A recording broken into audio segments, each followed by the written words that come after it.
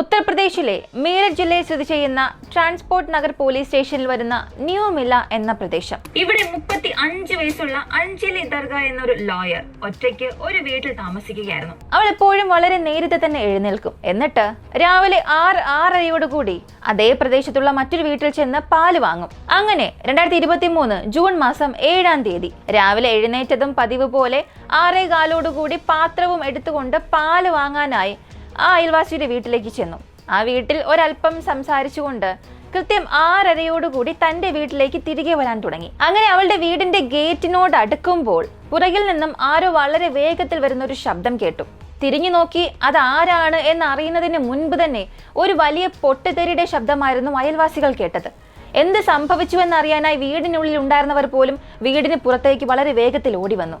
ആ സമയം അഞ്ജലിയുടെ വീടിന് മുൻപിൽ ഗേറ്റിന് പുറത്തായി താഴെ വീണ് കിടക്കുന്ന അഞ്ജലിയായിരുന്നു കണ്ടത്. അവൾ വാങ്ങിക്കൊണ്ടുവന്ന പാലും രക്തവും എല്ലാം കലർന്ന് കിടക്കുന്നതായിരുന്നു അയൽവാസികൾ കണ്ടത്. ഇത് കണ്ട് ഭയന്നുപോയ സമീപവാസികൾ ഉടൻ തന്നെ പോലീസുകാരെ വിവരം അറിയിച്ചു. ഈ സംഭവം നടന്നപ്പോൾ ആ പ്രദേശത്ത് ആൾ സഞ്ചാരം വളരെ കുറവ് തന്നെയായിരുന്നു. വിവരം ലഭിച്ചതും സംഭവ സ്ഥലത്തേക്ക് പോലീസുകാർ വന്നു. അഞ്ജലിയെ നോക്കിയപ്പോൾ അവളുടെ തലയിൽ ആരോ വെടിവെച്ചിട്ടുണ്ട് എന്ന് മനസ്സിലായി. തലയിൽ നിന്നും ഒരുപാട് രക്തം പുറത്തേക്ക് വന്നിട്ടുണ്ട്. അഞ്ജലി ഉടൻ തന്നെ തൊട്ടടുത്തുള്ള ആശുപത്രിയിലേക്ക് കൊണ്ടുപോയി പരിശോധിച്ചപ്പോൾ അവൾ ഇതിനകം തന്നെ മരിച്ചുവെന്നാണ് ഡോക്ടേഴ്സ് പറഞ്ഞത്. അഞ്ജലിയെ കുറിച്ച് അയൽവാസികളോട് അന്വേഷിച്ചതിനു ശേഷം അവളുടെ ചേട്ടനെയും അവളുടെ അച്ഛനെയും വിവരം അറിയിച്ചു. അവരും വല്ലാതെ ഭയന്ന് കരഞ്ഞുകൊണ്ട് മകൾക്ക് എന്ത് സംഭവിച്ചുവെന്നറിയാതെ ആശുപത്രിയിലേക്ക് ഓടി വന്നു. പോസ്റ്റ്മോർട്ടം കഴിഞ്ഞ് അഞ്ജലിയുടെ ഡെഡ് ബോഡി അവർ കാണുകയും ചെയ്തു. അന്ന് ലോയറായ അഞ്ജലിക്ക് എന്താണ് സംഭവിച്ചത്? ആരാണ് അവളെ തലയിൽ തന്നെ വെടിവെച്ച് രാവിലെ കൊന്നത്? പോലീസുകാർ കുറ്റവാളിയെ കണ്ടുപിടിച്ചോ ഇല്ലയോ? വടക്കേ ഇന്ത്യയിൽ വളരെ കോളിളക്കം സൃഷ്ടിച്ച ഒരു കേസിനെ കുറിച്ചാണ് നമ്മൾ ഇന്ന് അറിയാൻ പോകുന്നത്.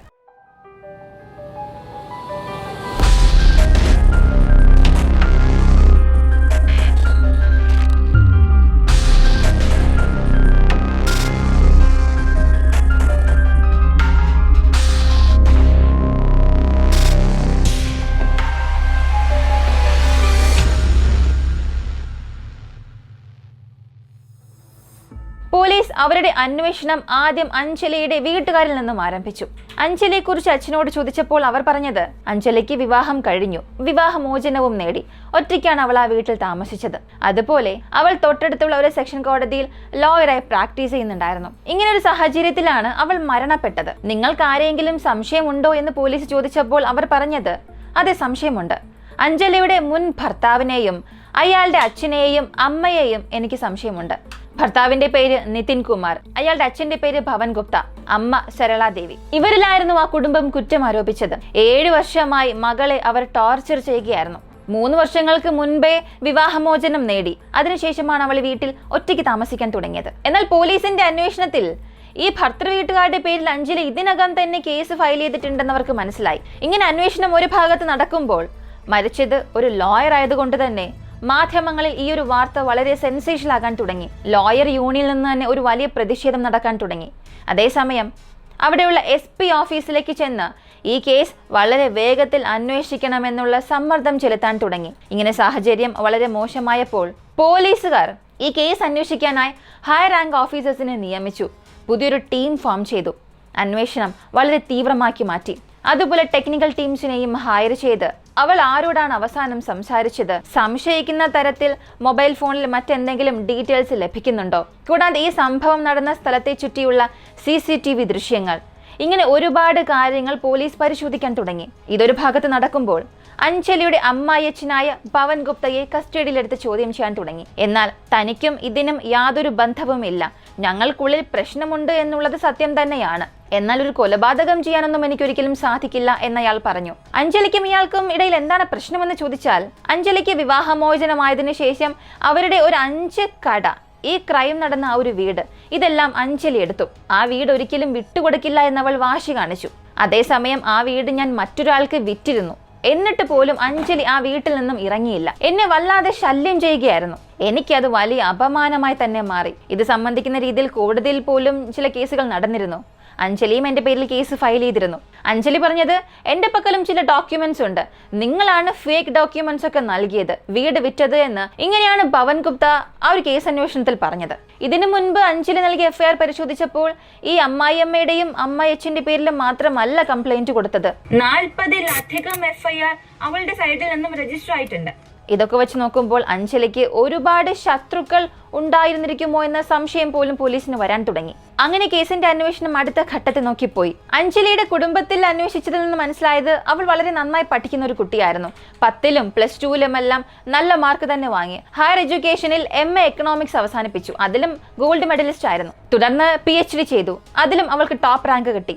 ഇങ്ങനെ നന്നായി പഠിക്കുന്ന സമയം അവൾക്കും ലോയർ ആകണം എന്നുള്ളതായിരുന്നു ആഗ്രഹം.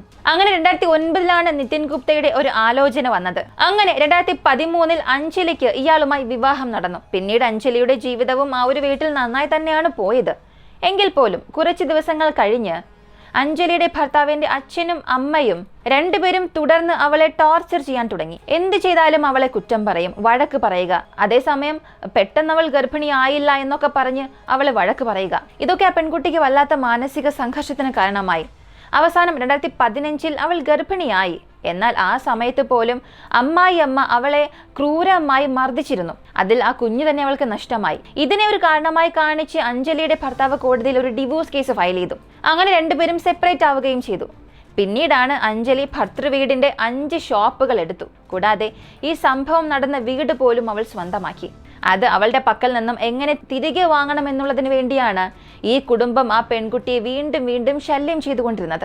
ഈ പ്രശ്നം എന്നത് റോഡ് വരെ എത്തിയിരുന്നു. ഒരു ദിവസം അവൾ ടെമ്പോയിൽ പോകുന്ന സമയത്ത് പോലും സ്കൂട്ടിയിൽ വന്ന ഈ അമ്മായിയച്ഛൻ എല്ലാവരുടെ മുൻപിലും അവളെ വളരെ മോശമായ വാക്കുകൾ ഉപയോഗിച്ച് വഴക്ക് പറഞ്ഞു. അഞ്ജലിയും വെറുതെ ഇരുന്നില്ല. ദേഷ്യത്തിൽ ചില തവണ അവൾ അടിച്ചിട്ടുമുണ്ട്. അയാൾ വഴക്ക് പറയുന്ന ചില സമയങ്ങളിൽ അവൾ അതെല്ലാം വീഡിയോയായി റെക്കോർഡ് ചെയ്തിരുന്നു. ഇങ്ങനെ തുടർന്ന് ഇവർക്കുള്ളിൽ ഈ പ്രശ്നങ്ങൾ ഇങ്ങനെ വളരെ രൂക്ഷമായി കൊണ്ടിരുന്നു. ഈ ഒരു സമയത്താണ് അവൾ തന്റെ വരുമാനത്തിന് വേണ്ടി ഒരു സ്കൂളിൽ ചെന്ന് ടീച്ചറായി ജോലി ചെയ്തു. കൂടാതെ ഈ ഒരു പ്രശ്നങ്ങളുമായി ഇടയ്ക്കിടെ കോടതി കയറി ഇറങ്ങുന്നത് കൊണ്ട് താൻ ലോയർ പഠിച്ചാൽ മാത്രമേ തനിക്ക് ഇതിനെതിരെ ഫൈറ്റ് ചെയ്യാൻ കഴിയൂ എന്ന് ചിന്തിച്ചുകൊണ്ട് തൊട്ടടുത്ത് അലഹബാദ് കോടതിയിൽ ചെന്ന് ബാർ കൗൺസിൽ രജിസ്റ്റർ ചെയ്തു. ബാർ കൗൺസിൽ ഒരു മെമ്പർ ആയതുകൊണ്ടാണ് അവളുടെ മരണത്തിന് ശേഷം അവിടെ നിന്നൊരു സമ്മർദ്ദവും പ്രതിഷേധവും ഉയർന്നു വന്നത്. അങ്ങനെ അഞ്ജലി മരിക്കുന്നതിന് 20 ദിവസത്തിന് മുൻപ് ആയിച്ചയ്ക്ക് അവൾ ഒരു ലെറ്റർ എഴുതി. ആ ലെറ്ററിൽ പറഞ്ഞിരുന്നത്, എന്റെ ഭർത്തൃവീട്ടിൽ നിന്നും എന്നെ ഒരുപാട് ടോർച്ചർ ചെയ്യുന്നുണ്ട്, എനിക്ക് ഭീഷണി വരുന്നുണ്ട്. ചില ദിവസങ്ങൾക്ക് മുൻപ് എന്നെ ഫോളോ ചെയ്ത് വരികയും ചെയ്തു. എൻ്റെ വീടിന് മുൻപിൽ ചിലരൊക്കെ എന്നെ ഇപ്പോഴും നിരീക്ഷിക്കുന്നുണ്ട്. എൻ്റെ ജീവന് ആപത്തുണ്ടെന്ന രീതിയിൽ അവൾ ഒരു ലെറ്റർ എഴുതി. എന്നാൽ ഈ ലെറ്റർ എഴുതി അവസാനിച്ച അടുത്ത 20ാമത്തെ ദിവസത്തിൽ തന്നെ അവൾ പറഞ്ഞ അതേ രീതിയിൽ വളരെ വിചിത്രമായ രീതിയിൽ അവൾ വീടിന് മുൻപിൽ വെച്ച് തന്നെ കൊല ചെയ്യപ്പെട്ടു. ഇനിയും ഈ കേസിൽ എന്തെങ്കിലും പുതിയ തെളിവ് ലഭിക്കുമോ എന്ന് അന്വേഷിക്കുന്ന സമയത്താണ് ടെക്നിക്കൽ ടീം ഒരു കാര്യം കണ്ടെത്തിയത്. അതേ ഏരിയയിലുള്ള ഒരുപാട് CCTV ഫുട്ടേജസ് പരിശോധിച്ചപ്പോൾ ഈ സംഭവം നടന്ന സമയത്ത് ഒരു സ്കൂട്ടിയിൽ 2 പേർ യാത്രിച്ചത് അങ്ങോട്ടേക്ക് വന്നിരുന്നു. സ്കൂട്ടർ ഓടിച്ച ആ ഒരു വ്യക്തി മാസ്ക് കൊണ്ട് മുഖം കവർ ചെയ്തിരുന്നു. രണ്ടാമത്തെ പിന്നിലിരുന്നയാൾ കർച്ചീഫ് കൊണ്ട് അവന്റെ മുഖം കെട്ടിയിരുന്നു. എന്നാൽ ഇവരുടെ ഈ ഒരു മുഖമോ ആ സ്കൂട്ടിയുടെ രജിസ്ട്രേഷൻ നമ്പറോ കൃത്യമായി അറിയാനേ സാധിച്ചില്ല. പക്ഷെ അവരുടെ ബോഡി ലാംഗ്വേജ്, അവർ ഏത് വസ്ത്രം ധരിച്ചിരുന്നു, ആ സ്കൂട്ടറിന്റെ കളർ, എല്ലാ കാര്യങ്ങളും പോലീസുകാർ നോട്ട് ചെയ്തു. അങ്ങനെ അവർ ഏത് ദിശയെ നോക്കിയാണോ പോയത് ആ വഴികളിലുള്ള CCTV ഫുട്ടേജസ് എല്ലാം പരിശോധിക്കാൻ തുടങ്ങി. അങ്ങനെ അത് പരിശോധിക്കുന്ന സമയത്താണ് മറ്റൊരു പ്രധാനപ്പെട്ട വിവരം അവർക്ക് ലഭിച്ചത്. അഞ്ജലിയുടെ മൊബൈൽ ഫോണിൽ നിന്നാണ് ഈ ഒരു വിവരം ലഭിച്ചത്. അഞ്ജലി ആരുടെ പേരിലെല്ലാമാണോ കേസ് ഫയൽ ചെയ്തിട്ടുള്ളത് അവരുമായി സംസാരിച്ച കോൾ ലിസ്റ്റ് എടുത്തു. ആദ്യം ബിൽഡറായ സുരേഷ്, രണ്ടാമത് ബേക്കറി ബിസിനസ് ചെയ്യുന്ന യശ്പാൽ സിംഗ്, മൂന്നാമതായി ഈ കാറുകൾ വാങ്ങി സെക്കൻഡ് ഹാൻഡിൽ വിൽക്കുന്ന നീരജ് ശർമ്മ. ഈ 3 പേരായിരുന്നു ഇടയ്ക്കിടെ അവൾക്ക് ഫോൺ ചെയ്തിരുന്നത്.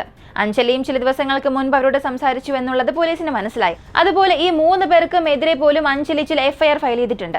അതുപോലെ മറ്റൊരു കാര്യവും ഇവിടെ കോമൺ ആയി മാച്ചായി. അഞ്ജലി താമസിച്ചിരുന്ന ആ ഒരു വീട് ഈ സുരേഷ് എന്നയാളാണ് വാങ്ങിയത്. അതായത് അഞ്ജലിയുടെ അമ്മായിയച്ഛൻ ഒരാൾക്ക് ആ വീട് വിറ്റുവെന്ന് ഞാൻ പറഞ്ഞല്ലോ, ആ വ്യക്തി ഈ സുരേഷ് ആയിരുന്നു. ഇതിനെക്കുറിച്ച് പോലീസുകാർ അന്വേഷിച്ചപ്പോൾ പോലും ആ വീട് പ്രധാനപ്പെട്ട ഒരു സ്ഥലത്തുള്ളത് കൊണ്ട് അതിൻ്റെ മതിപ്പ് വളരെ കൂടുതലാണ്, കോടികൾ വരും. എന്നാൽ ഈ സുരേഷ് എന്നയാൾക്ക് ഇയാൾ ചില ലക്ഷങ്ങൾക്ക് മാത്രമാണ് ആ വീട് വിറ്റത്. എന്തിനിത്രയും കുറഞ്ഞ വിലയ്ക്ക് വീട് വിൽക്കണം? അതിനെന്ത് കാരണമുണ്ടാകും? ഇത്രയേറെ കോടികൾ വിലമതിക്കുന്ന ആ ഒരു വീട് എന്തിന് ചില ലക്ഷങ്ങൾക്ക് മാത്രം വിറ്റു? ഈ ഒരു സംശയം പോലീസുകാർക്കുണ്ടായി. അങ്ങനെ ഈ 3 പേരെക്കുറിച്ചും കൂടുതലായി അന്വേഷിച്ചു. അവരുടെ കോൾ ഡീറ്റെയിൽസും പരിശോധിച്ചു. പക്ഷെ അവരുടെ മൊബൈൽ ഫോൺ സ്വിച്ച് ഓഫ് ആണ്. അതേസമയം ഈ നീരജ് ശർമ്മ എന്നയാളുടെ മൊബൈൽ ഫോൺ അഞ്ജലിയുടെ വീടുള്ള പ്രദേശത്ത് ഇടയ്ക്കിടെ ആക്ടിവേറ്റ് ആയിരുന്നു. ഒരു പക്ഷേ അയാൾ ഈ പ്രദേശത്ത് എവിടെയെങ്കിലും ഉണ്ടോ എന്ന് സംശയിച്ച അവർ നീരജ് ശർമ്മയുടെ വീട് എവിടെയാണെന്ന് പരിശോധിച്ചു. അവിടെയുള്ള CCTV ദൃശ്യങ്ങൾ എടുക്കുമ്പോൾ സംഭവം നടന്ന സ്ഥലത്തുണ്ടായിരുന്ന ഈ CCTVയിൽ 2 പേർ സ്കൂട്ടിയിൽ പോയി എന്ന് ഞാൻ ഇതിനകം പറഞ്ഞല്ലോ. അതേ കളറിലുള്ള സ്കൂട്ടർ ഈ നീരജ് ശർമ്മയുള്ള വീടുള്ള പ്രദേശത്തേക്ക് വന്നതായും അവർ കണ്ടെത്തി. അപ്പോൾ നീരജ് ശർമ്മയ്ക്കും ഈ കൊലപാതകത്തിനും എന്തോ ബന്ധമുണ്ടാകുമെന്ന് പോലീസുകാർക്കും സംശയം വരാൻ തുടങ്ങി. ഈ സുരേഷിനെ വീട് വിറ്റതിനു ശേഷം പോലും അഞ്ജലി ആ വീട് വിട്ടിറങ്ങില്ല എന്ന് വാശി കാണിച്ചു. ഒരുപാട് തവണ അവളെ നിർബന്ധിച്ച് ഭീഷണിപ്പെടുത്തിയൊക്കെ പുറത്തേക്ക് അയക്കാനായി ശ്രമിച്ചിട്ടുണ്ട്, പദ്ധതിയിട്ടിട്ടുണ്ട്. അവയെല്ലാം പരാജയപ്പെട്ടു. അതുകൊണ്ട് അഞ്ജലി SP ഓഫീസിൽ ചെന്ന് ഈ സുരേഷ്, അവരുടെ കൂട്ടാളികളായ യശ്പാൽ സിംഗ്, ഈ നീരജ് ശർമ്മ, ഈ 3 പേർക്കുമെതിരെയും ഒരു കേസ് ഫയൽ ചെയ്തു.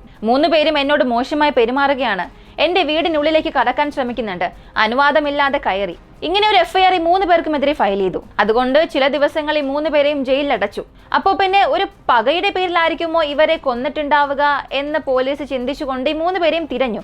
പക്ഷെ അവരുടെ ഫോണെല്ലാം സ്വിച്ച് ഓഫ് ആയിരുന്നു. അതിനാൽ ഇവർ ഇതിന് മുൻപ് ആർക്കൊക്കെ ഫോൺ വിളിച്ചിട്ടുണ്ട്, ഏത് അൺനോൺ നമ്പറിലേക്കാണ് ഇവർ വിളിച്ചത്, ആ നമ്പറിൽ നിന്നും മറ്റേതൊക്കെ നമ്പറിലേക്ക് കോൾ പോയിട്ടുണ്ട്, ഈ ഡീറ്റെയിൽസ് എല്ലാം അവർ പരിശോധിക്കാൻ തുടങ്ങി. ഇപ്പോൾ മനോജ്, രോഹിത്, ഈ 2 പേരുമായും ഇവർ ഇടയ്ക്കിടെ സംസാരിച്ചിട്ടുണ്ടെന്ന് മനസ്സിലായി. അങ്ങനെ ഒരു നീണ്ട അന്വേഷണത്തിന് ശേഷം നീരജ്, യശ്പാൽ സിംഗ്, മനോജ് എന്ന ഈ 3 പേരെയും പോലീസ് ആദ്യം അറസ്റ്റ് ചെയ്തു. ഇവരെ കസ്റ്റഡിയിലെടുത്ത് ചോദ്യം ചെയ്യുമ്പോഴാണ് അഞ്ജലിയെ ഞങ്ങൾ തന്നെയാണ് കൊന്നത് എന്ന് ഈ 3 പേരും സമ്മതിക്കുന്നു. ഈ പദ്ധതിയെല്ലാം ഇട്ടത് നീരജ് ശർമ്മയായിരുന്നു. നീരജ് ശർമ്മയുടെ സ്റ്റേറ്റ്മെന്റ് പ്രകാരം നോക്കിയാൽ അഞ്ജലി ആ വീട്ടിൽ നിന്നും വെക്കേറ്റ് ചെയ്യില്ല എന്ന് പറഞ്ഞതിനാൽ അഞ്ജലിയെ കൊന്നാൽ മാത്രമേ ആ വീട് പൂർണ്ണമായും നമുക്ക് ലഭിക്കുകയുള്ളൂ എന്നൊരു ചിന്ത സുരേഷ്, യശ്പാൽ സിംഗ്, നീരജ് ശർമ്മ ഈ 3 പേർക്കും ഉണ്ടായി. കാരണം ഈ 3 പേരും ചേർന്നാണ് ആ വീട് വാങ്ങിയത്. അതുകൊണ്ട് അഞ്ജലിയെ കൊന്നുകളയാമെന്നൊരു പദ്ധതി ഇട്ടു. ഇതിന് അനോജ്, രോഹിത് എന്ന 2 പേരെ പണം കൊടുത്ത് വിലയ്ക്ക് വാങ്ങുകയും അവർക്ക് 1 ലക്ഷം രൂപ നൽകാം എന്നും പറഞ്ഞു. 50,000 രൂപ അഡ്വാൻസ് നൽകി. കൂടാതെ കോൾഡി എന്ന യുവാവിൽ നിന്നും 22,000 പണം കൊടുത്ത് ഒരു പിസ്റ്റളും വാങ്ങി. അതുപോലെ അഞ്ജലി എപ്പോഴാണ് വീട്ടിലേക്ക് വരുന്നത്, എപ്പോഴാണ് വീട്ടിൽ നിന്നും പുറത്തേക്ക് പോകുന്നത്, എവിടെയെല്ലാം പോകുന്നു എന്നുള്ള വിവരങ്ങൾ എല്ലാം വളരെ കൃത്യമായി നോട്ട് ചെയ്ത് ഈ 2 പേരോടും പറഞ്ഞു കൊടുത്തു. അങ്ങനെ 2023 ജൂൺ മാസം 7-ാം തീയതി അവൾ സാധാരണ രാവിലെ വീട്ടിൽ നിന്നും ഇറങ്ങി പാല് വാങ്ങാനായി പോകും. അത് ശരിയായ സമയം എന്നവർക്ക് മനസ്സിലായി. അങ്ങനെ മരിക്കുന്നതിന്റെ തൊട്ടടുത്തുള്ള ദിവസം അനോജ്, രോഹിത് ഈ 2 പേരെയും സ്വന്തം വീട്ടിലേക്ക് വരാൻ ആവശ്യപ്പെട്ടു. അവർക്ക് മദ്യം വാങ്ങിക്കൊടുത്തു. എന്നിട്ട് നീരജ് ശർമ്മ തന്റെ കയ്യിലുണ്ടെന്ന തോക്ക് അവരെ ഏൽപ്പിച്ചു. തന്റെ ഫോണിൽ നിന്നും വിളിച്ചാൽ താൻ അകപ്പെടുമെന്ന് നീരജിന് അറിയാം. അതുകൊണ്ട് ഇതിനുവേണ്ടി പ്രത്യേകം സിമ്മും ഫോണും എല്ലാം വാങ്ങി. ആ നമ്പറിൽ നിന്നാണ് സുരേഷിനോടും യശ്പാൽ സിംഗിനോടും അനോജ്, രോഹിത് ഇവരോടും എല്ലാം സംസാരിച്ചത്. ഇവരുടെ പദ്ധതി അനുസരിച്ച് 6:30 തന്നെ ഇവർ കൊന്നു.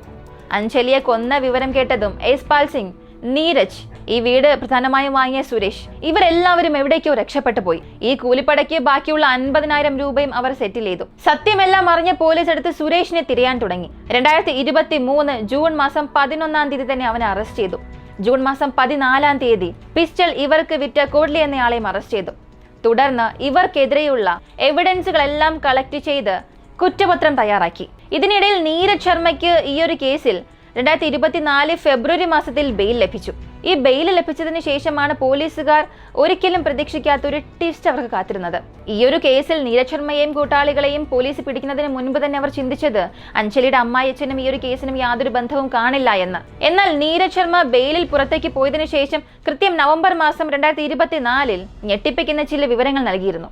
നീരജ്, യശ്പാൽ സിംഗ്, സുരേഷ് ഈ 3 പേർക്കും കോടികൾ വിലമതിക്കുന്ന ആ വീട് വെറും ലക്ഷങ്ങൾക്ക് വിറ്റതിനു ശേഷം അഞ്ജലി ആ വീട്ടിൽ നിന്നും ഇറങ്ങാൻ തയ്യാറായില്ല.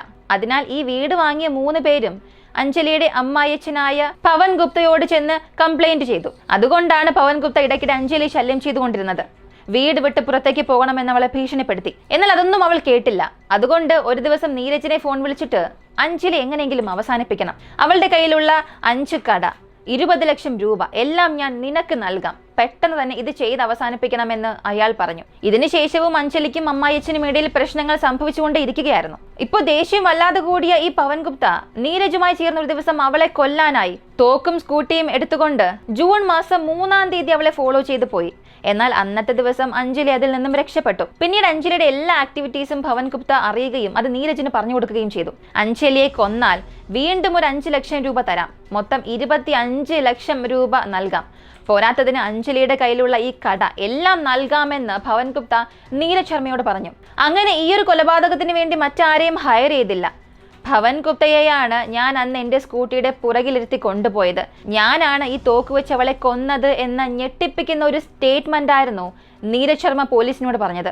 പക്ഷെ തുടക്കത്തിൽ ഇത് കേട്ടപ്പോൾ പോലീസുകാർക്ക് വല്ലാത്തൊരു ഞെട്ടൽ തോന്നിയെങ്കിലും ഒരു പക്ഷേ ഇവൻ രക്ഷപ്പെടാൻ വേണ്ടിയാണോ ഇങ്ങനെ പറയുന്നത്? അല്ലെങ്കിൽ പുറത്തേക്ക് പോയതിനു ശേഷം, ബെയിലിൽ പോയതിനു ശേഷം ഭവൻ ഗുപ്തയുടെ കുടുംബത്തെ ഭീഷണിപ്പെടുത്തിയിട്ടുണ്ടാകാം, അവരുടെ പക്കൽ നിന്നും പണം ചോദിച്ചിട്ടുണ്ടാകാം, അയാൾ നൽകുമെന്ന് പറഞ്ഞ ഈ പണം, കട എല്ലാം ചോദിച്ചിട്ടുണ്ടാകാം. അയാൾ അതൊരു പക്ഷെ നൽകിയിട്ടുണ്ടാകില്ല.